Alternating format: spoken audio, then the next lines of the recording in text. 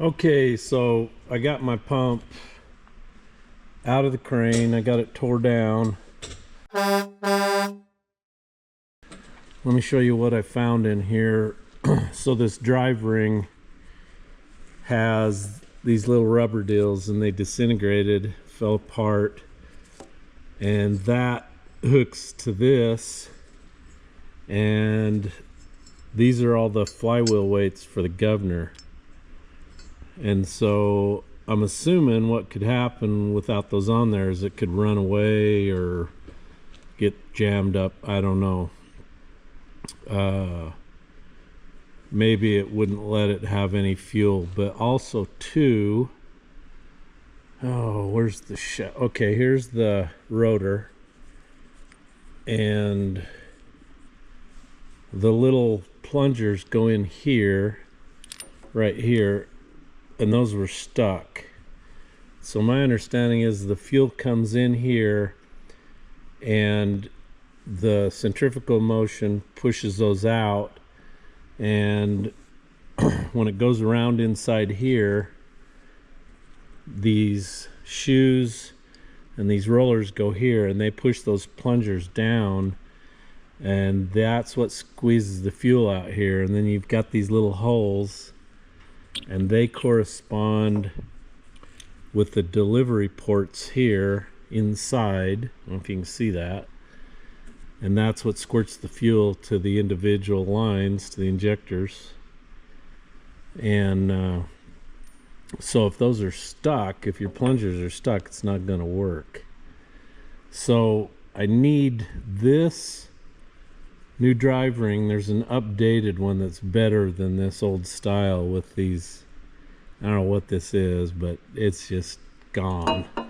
I don't think this pump had ever been opened up because it had the factory lead seals on it. Then right there in the end, right there, is a brass bushing, and inside there are the seals that run on it. Now the main shaft is still out there, and it's got a half moon key on it, and it's a tapered fit into the drive gear, and I can't get it out. So I'm gonna leave it. There's no reason you have to take it off. So I'm gonna replace that bushing, and then when you put it on, they make a tool that goes over those seals to compress it. One of them faces out so the fuel can't come back into the engine, and the other one faces the other way to keep the oil out. And so you've got to get it started in this taper and get it down to go inside there. But inside where they run, you can feel it. It's wore it out, so I need that bushing. Anyway, these aren't real complicated. I know it looks like a lot of pieces, but it's not that complicated. So I took your advice and I got a hold of Area Diesel. I emailed them. They haven't responded, but I only emailed them on Friday. Today's Saturday, so hopefully they get back with me Monday, Tuesday, whatever. Maybe I'll just call them, but I kind of told them what I had and what I needed. We'll see when they call back what they can do. But you can see that rust right there, and you can see a lot of wear on that cam ring. And then the rollers that go in there are not in good shape either. They've got rust pits, wear marks on them. So I'll need these new shoes that they go inside of, and the rollers, cam ring, this drive ring. I had to push these out. They were stuck pretty good, but plungers look like they're in good shape, and inside the rotor here, it looks good, no rust. Everything looks good. Shaft has a little bit of wear on it. I don't know, maybe I'll talk to him and see how much all this stuff is. Maybe, you know, if it ain't too bad, just replace all this. Then it'll be like new.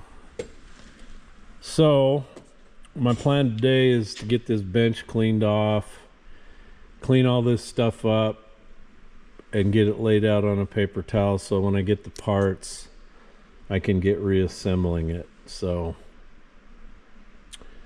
gotta have the crane running and to get that motor out, and I also need it to get the track frames off Killdozer because I've got to get an undercarriage on it. I mean, it's just completely trashed. And in my last video you saw that those sprocket segments were coming loose, and I think that was from the rock that we were in the water. I've never really ever had them come loose. It's a serious problem on high drives because, again, high drives only have 3 teeth engaged at all times. So you're putting all that torque and power against 3 of your sprocket segments and 3 or 4 of the bolts on a high drive. Whereas on a hard bottom like Killdozer, you've got 7 sprockets engaged at all times. So you just really don't have a problem with bolts coming loose in a hard bottom. High drives, it's a real problem. And I believe they make repair bushings where you can bore the flange out and put that repair sleeve in there. But anyway, that's where I'm at on the crane. So when I get ready to put this together, I'll do a detailed video of putting it all together. We'll see if I can make it run. I don't see any reason why not. This is a pretty simple fuel system. Really simple. I still see those lines in there. This probably ain't working. Anyway, so I got everything cleaned up, and you get like a varnish on things. And so what I use is just I tear off a piece of Scotch-Brite pad, this purple stuff, to go after all those surfaces that are gunked up with like varnish from the diesel. Any rust. These were pretty bad. The one that has the spring in it was, seems like must be all the water goes to the lowest spot, and that's where this is and accumulates. So it's important to keep your fuel system water free. Now the only other thing, I tried to press this out on the press. I started putting some tonnage to it, and I thought, no. From what I've read and I've seen on these bushings, they have like some little grooves in there, and they tell you you have to put epoxy in those grooves so that when you put it in, you don't get fuel leakage around here. So I'm thinking I got to get my MAP gas torch and probably heat this up and till it kind of burns that epoxy up, and then press it out, or maybe just heat the housing and then try it. But generally with epoxies and adhesives, you got to get them up to 200, 250 to make them disintegrate and turn to powder, and then it'll come out. But I ran that Scotch-Brite in there to clean it up, but it's got a really bad groove from the front seal that faces the oil side, and so there's no way I want to put that back together and have a leak. So anyway, you see that color in there. That's kind of what you get on anything that's had that fuel sit, diesel fuel sit for a long time. So I cleaned up the cam ring, and it's not as bad as I thought. I could probably use it again. Probably last as long as I ever need this thing, but if I can get that and it isn't too cost prohibitive, I'd like to replace that and the shoes and the rollers. Other than that, I don't really see a problem with anything. The barrel looks really good, no scratches, no rust marks in it, so we're good there. Rotor looks good. There is an Allen head screw down in the bottom of this, and there's a spring and some, I think, some kind of check valve. I need to take that out and clean it out because it's possible there's crap in there, and we don't want crap in there because it could plug these holes up and then not work correctly. So I'm going to take that apart. All right, so I took the screw. It's an Allen head screw. It goes straight through out of the end of this rotor. And I got the delivery stop and the spring off, but the delivery valve is stuck in the bore. Big surprise. And I've held my finger over one side and blown air in the other because there's when the plungers go down, it shows pressure up through here, and I can't get it to come out. So I'm sure that's important that moves. Now I'm sure it's going to move when it puts all that pressure to it, but you sure don't want it to stick. So somehow I got to figure out how to get it out of there. All right, so I got everything cleaned up here, and I cannot for the life of me get that valve out of the inside of this in here. I think I got a picture of it over here somewhere. Right here, delivery valve. This is stuck in there, and I talked to Brian Block. He said I could get an ultrasonic cleaner. I took the plug out and the stop and the spring, and I went down in there with a piece of that Scotch-Brite deal on a screwdriver and cleaned everything, all of the residue out of the bore I could get. He suggests I take a small pair of needle nose, and I got them down in there, but it just won't get a hold of that very end of it and pull it out. So I left it in here. This is just some lacquer thinner, hoping maybe that would eat the goop up in it or something and let it free. I took it out and tapped it on the bench here, but it's still not coming out. So that's my last hurdle to get that out. And then the bushing in the front of the housing's in the house. He said if I put it in the oven and heat it up to about 550, that would cook that epoxy in there in the bushing, because the bushing is just a light fit in that aluminum housing, and the aluminum housing, he said, expands quicker than the brass, so you got to have something to hold it in there. And by cooking it in the oven at 550, that's going to bake that epoxy, and then you can get it out.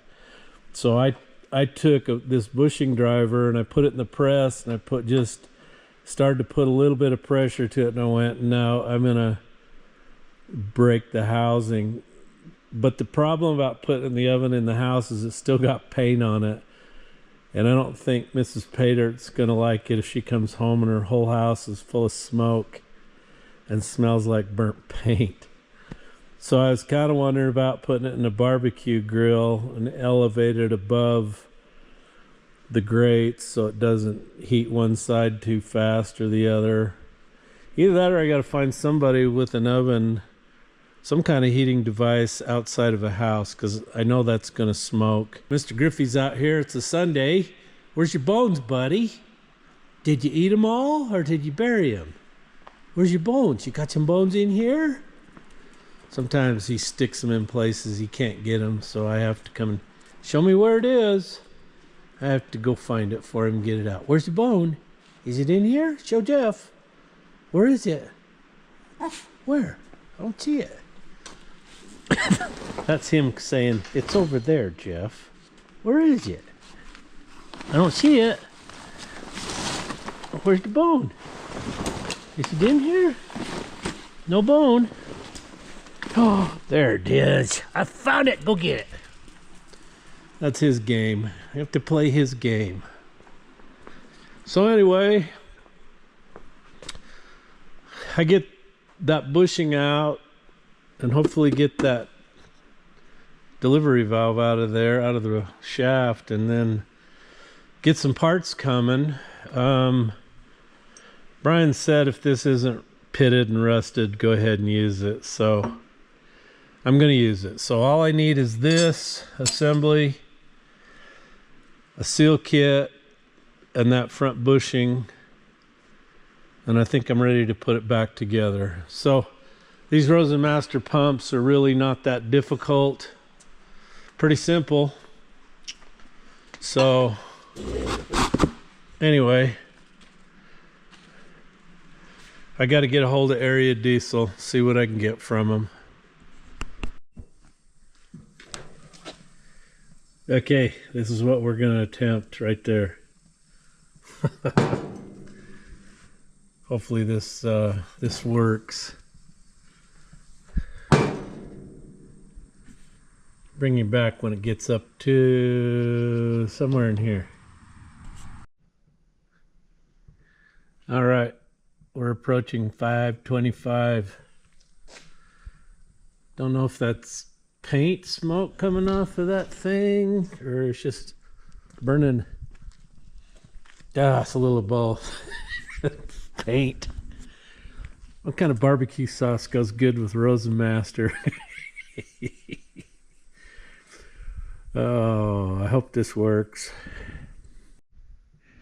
Okay, what you want to do is cook your Roosa Master at 550 for 15 minutes. It's cooking the paint off of it. Mr. Griffey just thrilled, aren't you? Yeah, it's a boring Sunday.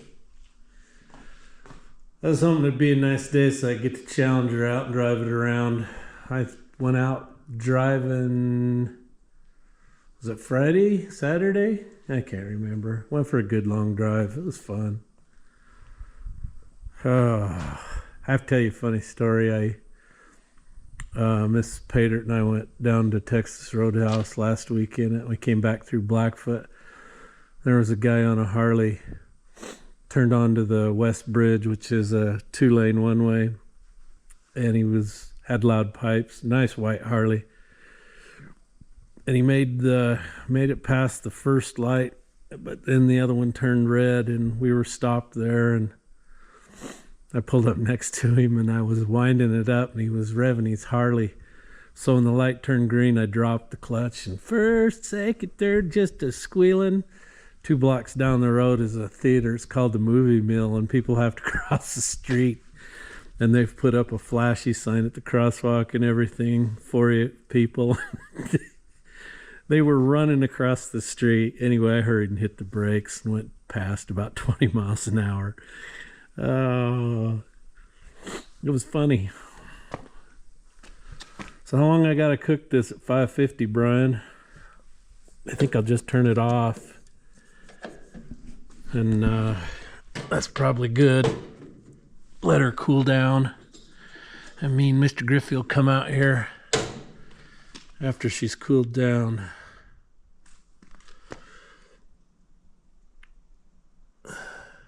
I don't think that's barbecue smoke burning stuff off I think that's paint and stuff off that pump. I don't know why they would use glue that you'd have to get to 550. I don't think bearing mount even. I think you can burn it out at way less than that, about 350 on bearing mount, I think. I don't know, whatever. Get it to 550 and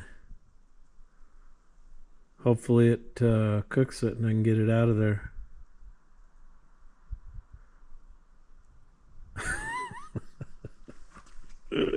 Let's go to the house for a while, Mr. Griff.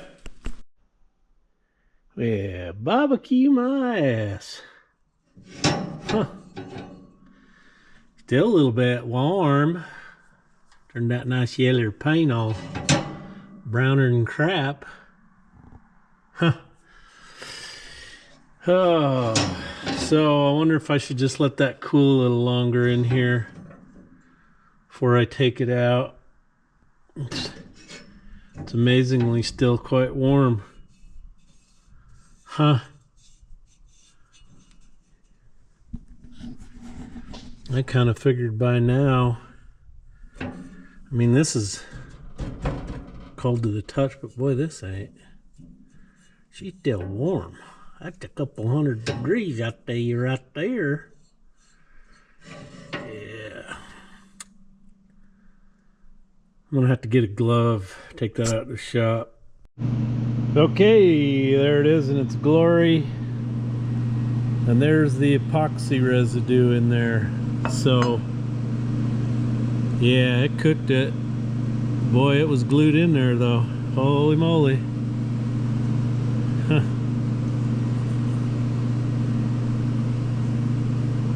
Wonder what they used.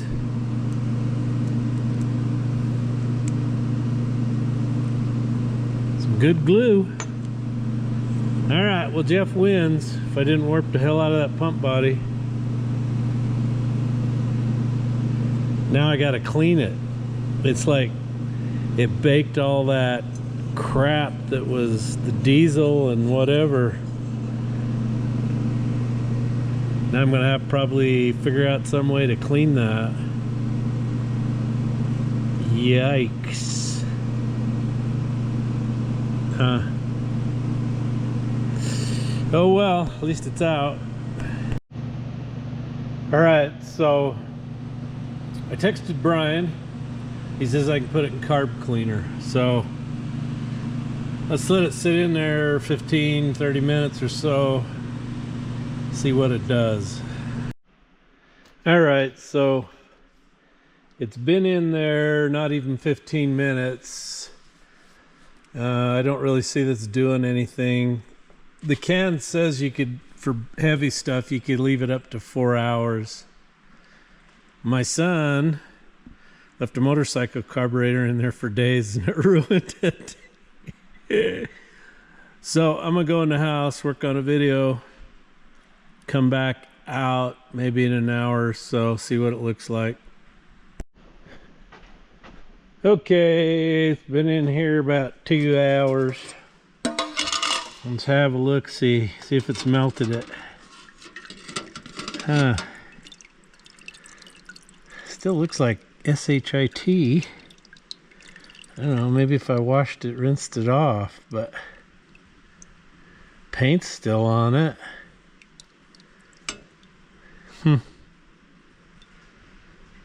Will it remove paint? Hell, I don't know. I'm getting it all over. Let's just, you know. Yeah, stuff in the inside ain't coming off. I don't know. I didn't know, Captain. How about another couple hours? How about a couple more hours there, Jeffrey? I'm not seeing it. I'm just not getting it. Okay. So, I'll just leave it in there a while longer. I thought I heard my dog. Oh, there's the gagging corgi. What you doing? What you gagging on, Mr. Korg? Huh? Let's go to the house. You ready to go to the house? Let's go to the house. Let's get out of here. You want to skedaddle? Let's skedaddle. Alright, so it's raining today. It's cold enough. It ought to be snow, you'd think. That's not far away. You gonna go get a bone? You got a bone over here you gonna get? Huh? Corgis, the most voracious eaters you'll ever meet. They just eat like pigs. What are you sniffing there?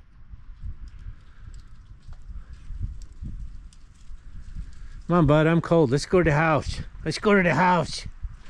See ya. So long, goober. I ain't hanging around. Okay, it's 7 o'clock this morning, Monday. Let's take this out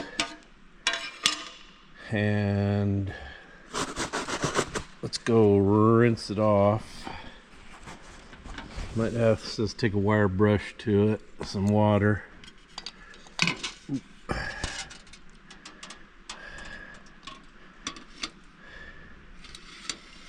Oh, I'm gonna make a mess. I can see it coming. Anyway, I don't know if that stuff's coming off in there or not. It didn't take paint off, that's for sure. I'm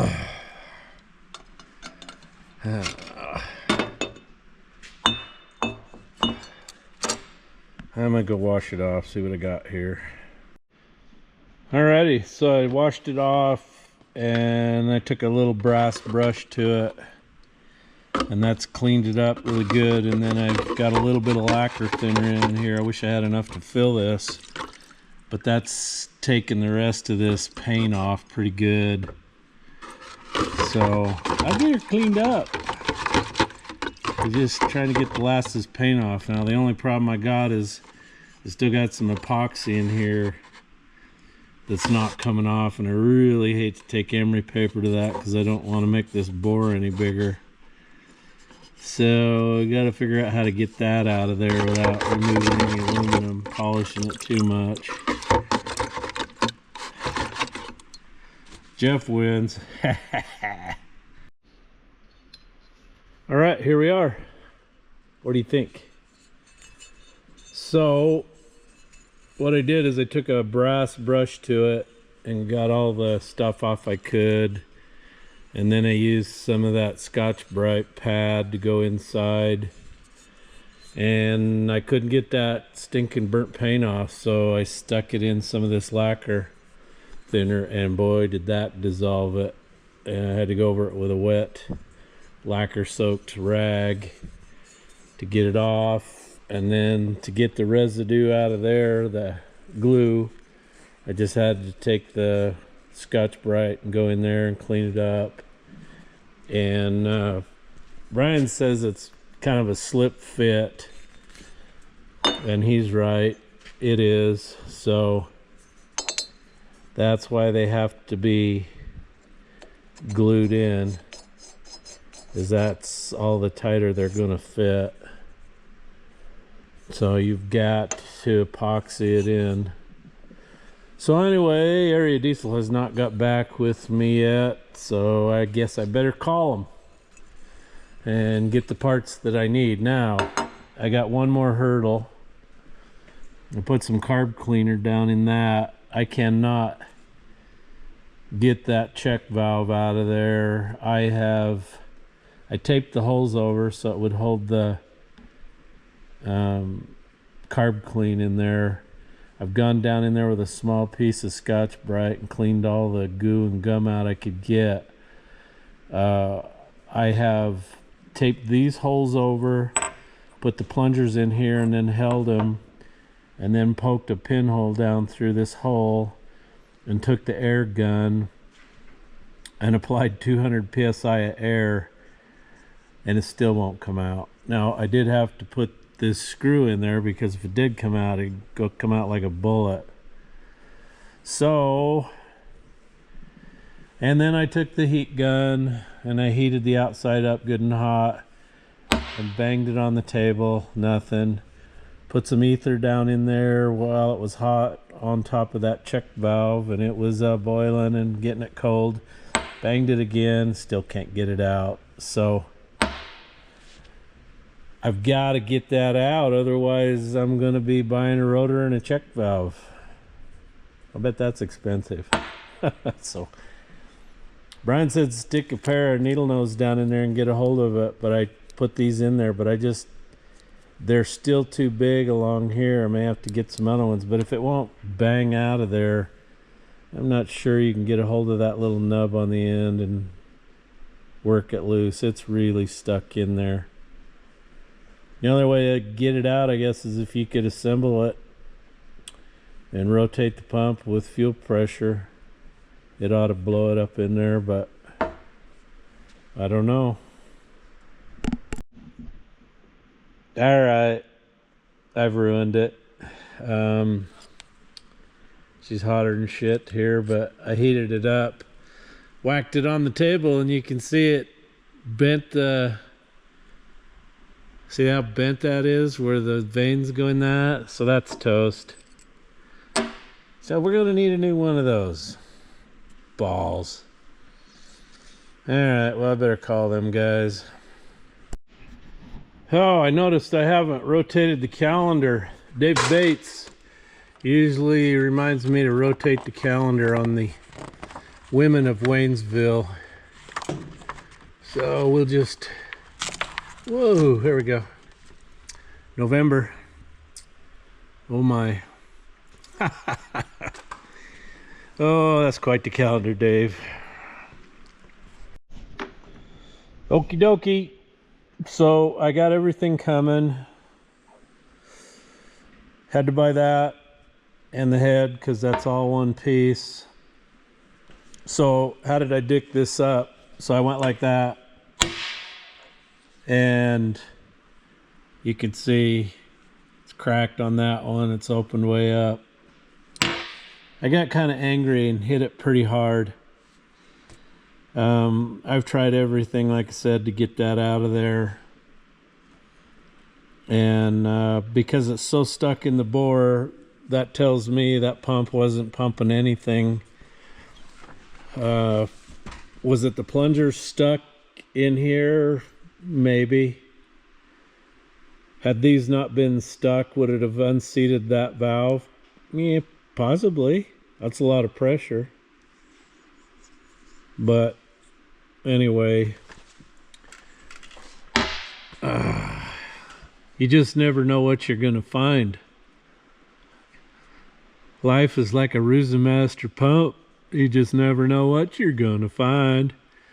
Probably would have been cheaper if I could have located a core somewhere, taken it apart, and if this was any good, or if the, you know, if the check valve, delivery valve would have came out,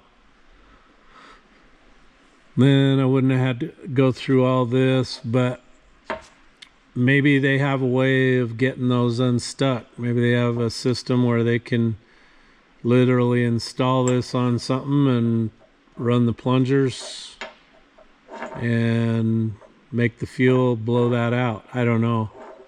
But for it to be stuck that bad in there, there's something wrong, really wrong. And I noticed looking up in this bore, there's a spot in there that doesn't look good. Almost looks like a giant rust pit.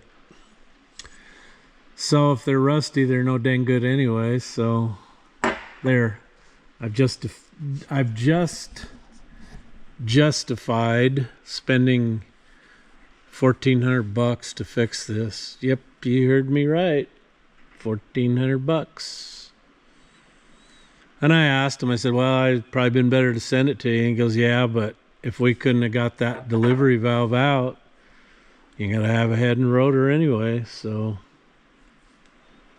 holy moly. Well, she'll be good for the rest of my life unless I screw something up on assembly.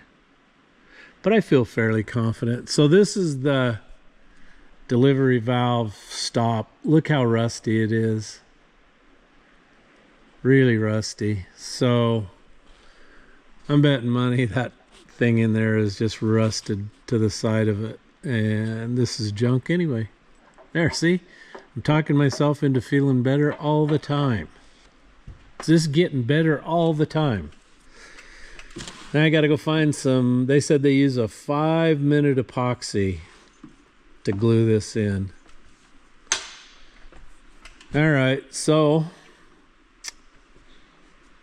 I gotta go find something else to do. I think I'm gonna go in the house, finish this video. I got bills to pay.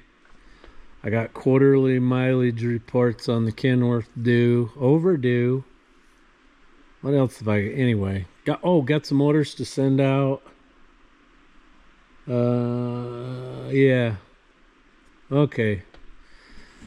Well, I'll bring you back when I get all the parts and get putting this together, and I'll do a detailed video putting it together, and I'll edit it down so that you see as everything goes back in instead of one of those big long hour-long ones. You know how you go to YouTube and you're looking for a video on information for something, and some guy's got a video in there and it's poor quality and you can't see, and he's going on about his grandmas and he had to do this and blah blah blah, and you just click off because it's like, come on, damn it, get to the point. So I'll try to do a video, bang bang bang, step by step. And remember, if the women don't find you handsome, they should at least find you handy.